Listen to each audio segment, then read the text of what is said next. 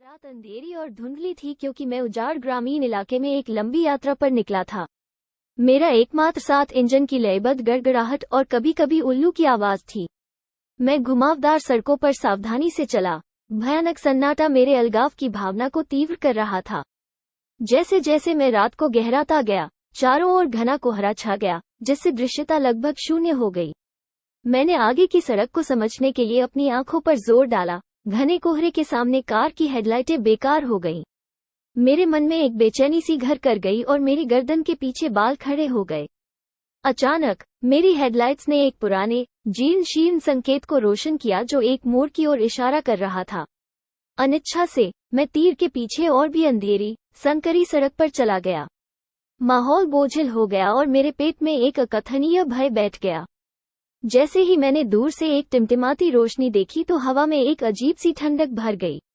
जैसे ही मैं पास आया, मैंने एक परित्यक्त हवेली देखी। इसकी खिड़कियां टूटी हुई थी और लताएं उगी हुई थीं। अपने बेहतर फैसले के विपरीत मैंने कार पार्क की और सावधानी से बाहर निकल गया। मेरे कदमों की आवाज सन्नाटे में गूंज रही थी। टिमटिमाती रोशनी मुझे एक चरमराते दरवाजे तक ले गई। उसे धकेलते हुए मैं एक मंद रोशनी वाले दालान में दाखिल हुआ। गलियारे में धूल भरी चादरों से लिपटा प्राचीन फर्नीचर था। हवा क्षय की गंध से घनी थी। जैसे जैसे मैं आगे बढ़ता गया, हर कदम के साथ रहस्य बढ़ता गया। मेरा दिल धड़कने लगा। जैसे ही मैंने हवेली का निरीक्षण किया, हॉल में अजीब सी फुसफुसाहटें गूंजने लगीं। परछाइयां नाचती हुई प्रतीत हो रही थी और टिमटिमाती रोशनी दीवारों पर विकृत आकृतियां बना रही थी। कमरों में ठंडी हवा चली, जिससे मोमबत्तियां एक एक करके बुझ गईं। हवेली के बीचों बीच मेरी नजर एक पुरानी तस्वीर पर पड़ी। मैं भयभीत हो गया। तस्वीर में चेहरे मेरे और बाहर की कार के प्रतिबिंबित थे। फुसफुसाहट तेज हो गई और हवा ठंडी हो गई। घबराकर मैंने अपने कदम पीछे खींच लिए, दुष्ट उपस्थिति से बचने के लिए बेताब।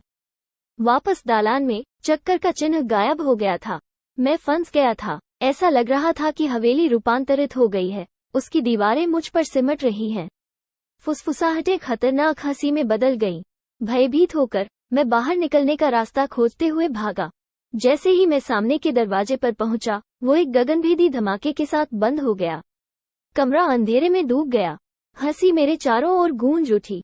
कांपते हुए मैं अपने फोन को टटोल रहा था। धीमी रोशनी खिड़कियों में भूतिया आकृतियों के मुड़े हुए चेहरों को उजागर कर रही थी। जैसे ही आतंक अपने चरम पर पहुंचा, सामने का दरवाजा चरमरा कर खुल गया। हांफते हुए मैं लड़खड़ाते हुए बाहर आ गया। मेरे पीछे की हवेली कोहरे में गायब हो गई और मुझे सुनसान सड़क पर अकेला छोड़ दिया गया।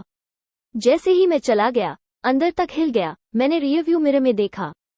मैं भयभीत हो गया। हवेली फिर से प्रकट हो गई। उसके अग्रभाग पर एक भयावह मुस्कान उभरी हुई थी। अब दिखाई देने वाला चक्कर चिन्ह प्रेतवादित हवेली की ओर इशारा करता है। इस एहसास ने मुझ पर बिजली की तरह वार किया। मैं एक अंतहीन पाश में फंस गया था। हमेशा के लिए दुस्वप्न की यात्रा को जीने के लिए अभिशप्त था।